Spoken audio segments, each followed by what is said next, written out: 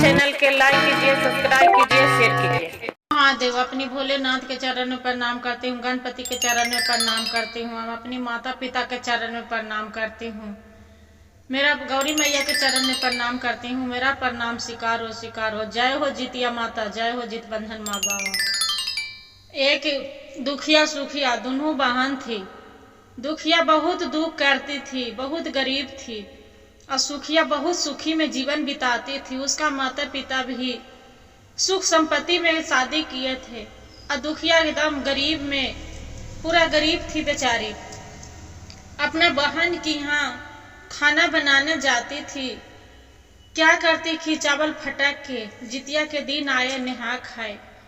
अपना बहन की यहाँ बेचारी गई, चावल फटकी, चावल के बढ़िया बढ़िया चावल अपना बहन के दे दी, और खुद ही चावल थी उसका।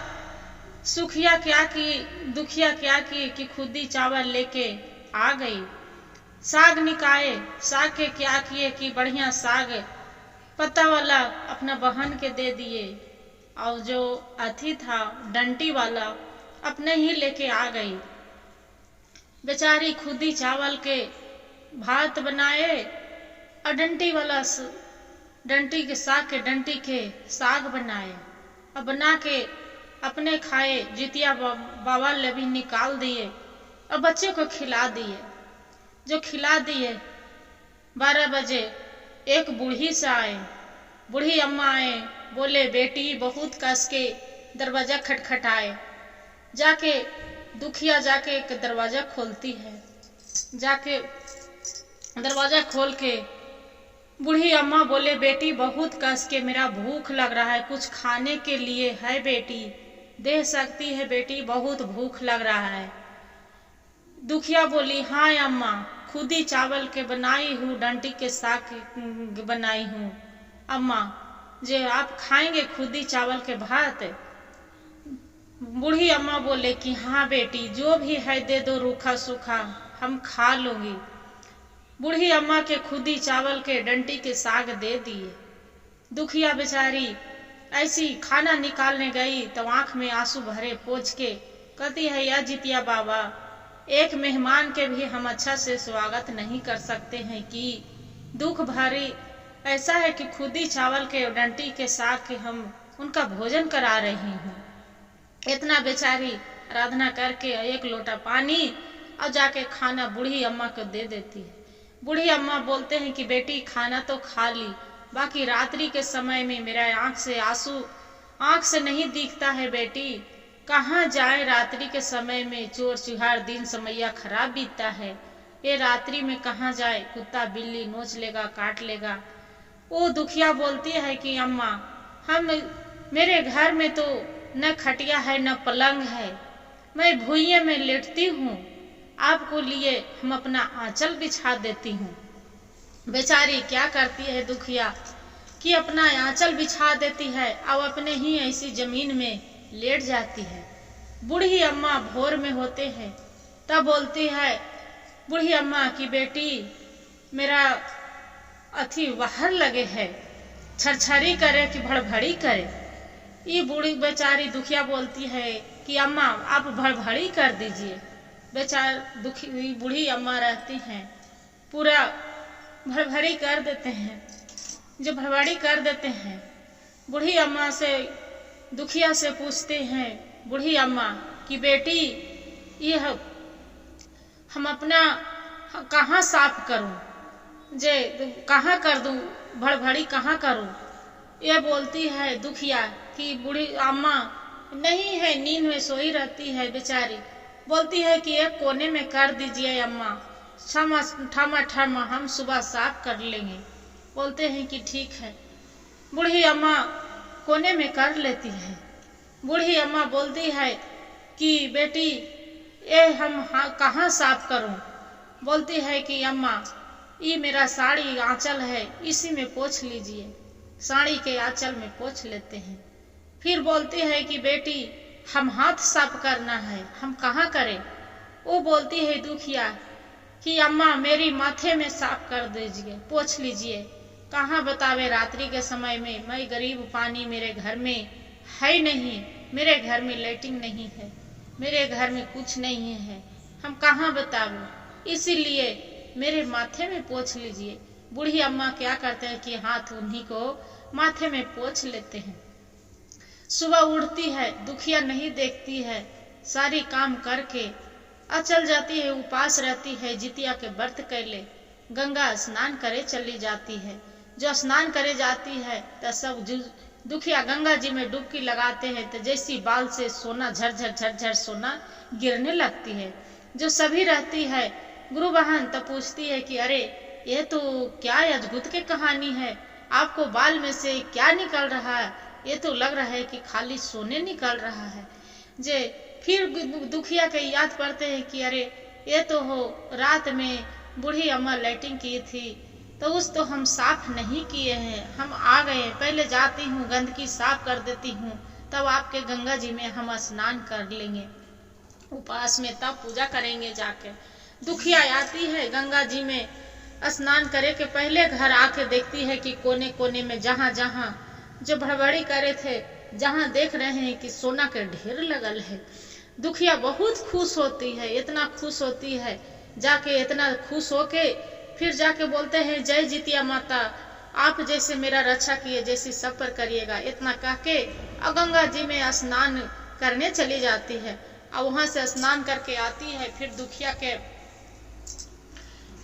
बोलती है अपना बेटा के कि जाओ बेटा मौसी के यहाँ से बटखारा तराजू ले लाओ, जे इसका बटका अथी करेंगे तौलेंगे। जाके मौसी के यहाँ से उसका लड़का रहते हैं, मौसी आप बटखारा तराजू दे दो, मम्मी मांग रही है। बोलते हैं कि तोर मम्मी क्या चीज तौलेगा रे, तेरे घर में खाने के एक दाना के अनाज नहीं, तोर मम्मी क्या तौलेगी। बोलते हैं कि मेरे घर में बहुत सारा सोना है, मेरी मम्मी सोना तौलेगी। बोलते हैं हाँ हाँ, इसका घर में एक दाने के अनाज के है नहीं, सोना चांदी कहाँ से इसका घर में आ गया। क्या करती है, जो सुखिया रहती है उसका गोंद लगा देती है कि सच में जो सोना तौलेगी तो उसका बटखारा में मेरा चिपक जाएगा। अच्छी गोंद लगा के और इसका बटखारा और तराजू दे देती है। जो तराजू दे देती है बटखारा तराजू, उसका लड़का दुखिया के लेके आ जाते हैं और जो सोना तौलने लगते हैं तो एक गोंद चिपक जाते हैं। तौल के अपना बोलते हैं कि जाओ मौसी के तराजू बटखारा दे आओ। तराजू बटखारा उसका लड़का दुखिया के दे आता है। देखते हैं कि सच में सोना चिपके है एगो गोंद में। जाके दौड़ी दौड़ी अपना बहन के यहाँ जाती है तो बोलते हैं कि अरे दुखिया तोरे के यहाँ के तो एक दाने के खाने के लिए ठिकाना नहीं है, बाकी तू कहाँ से इतना लेके आ गई है, सोना चांदी हीरा मोती कहाँ से लेके आ गई है। दुखिया अपनी दुख वाला भरी कहानी बता देते हैं कि तू तो रात में हम तोरा के यहाँ से खुदी चावल लाई थी, डंटी वाला साग लाई थी, वही बनाई थी। एक बुढ़िया माता आए, बोले कि मेरा बेटी भूख लग रहा है, दरवाजा खटखटाए, खोले खुदी चावल और अथी बना दिए। बोले कि ऐसी की जैसे जैसे बताई वैसे वैसे सारी कहानी करते गई। क्या हुआ अगले साल, और फिर बोली कि कल जितिया के उपास थी, कल हम अथी उपास थी और उसी उपास में निर्जला हम व्रत करी थी। निर्जला व्रत करके अपना बच्चे के लिए सलामत के लिए और 8वीं के एक बूंद निर्जली व्रत करी थी, ना पानी पिए थे न कुछ किए थे। और उसी जितिया माता मेरा दया बरसाए हैं, कृपा बरसाए हैं। जो जितिया माता देने वाले हैं भोलेनाथ है, उन्हीं के दया है। जे तो वो सोच मन में लगा के रख दी सुखिया कि हम भी अगले साल ऐसी करेंगे। बेचारी फिर अगले साल आए, जितिया के दोनों बहन जितिया करने लगे। क्या की कि ये जो सुखनी थी खुदी चावल के भात बना के और बाद में डंटी वाला जो साग ने पत्ता फेंक दी और पत्ता फेंक के डंटी के साग बनाई और साग बना के जितिया अपने खाई, बच्चों के खिलाई और जितिया माता के लिए निकाल दिए। रात हुआ 12 बजे, बूढ़ी अम्मा आए, दरवाजा खटखटाए, बोलते हैं कि कौन है सुखनी, तो कि हाँ अम्मा सुखनी है। तब बेड़े कस के भूख लगे हैं। सुखनी बोलती है कि सुखिया कि मेरे घर में तो ओ खुदी चावल है अम्मा जे और डंटी के साग है, आप खाएंगे? बोलते हैं कि जो भी रूखा सूखा है दे दो, वो लाके दे देती है। उधर बोलते हैं बूढ़ी अम्मा की बेटी मेरा तो रात के सूझता है नहीं, कहाँ जाएं। बोलते हैं कि अम्मा मेरे साथ में सो जाओ, वो भूमर में सुला देती है, पलंग अच्छे बाकी पलंग पर नहीं सुलाती है। फिर बोलते हैं बूढ़ी अम्मा की बेटी मेरा बाहरी लगे है, भड़भड़ी करे कि छरछरी करे, वो उसका याद नहीं रहता है कहल, तो वो कह देती है कि छरछरी कर दीजिए अम्मा, जे कहाँ जाएंगे रात में। क्या करते हैं कि बुढ़िया छरछरी कर देते हैं। फिर बोलते हैं कि बुढ़िया अम्मा पूछ रहे हैं सुखनी से कि बेटी मेरा साफ करना है, कहाँ करे? तो बोले कि मेरे आंचल में कर लीजिए अम्मा, पोंछ लीजिए, कहाँ करेंगे? फिर बोलते हैं कि बेटी हाथ साफ करना है, कहाँ करे? तो मेरे माथे में कर लीजिए। सुबह उठते हैं तो देख रहे हैं कि पूरा गंद का फैला है, जो गंदी फैला है उसके बाद में नहा भी गंगा स्नान करने जाती है तो उसका गंगा स्नान में भी पूरा माथे से नहीं निकल रहा है।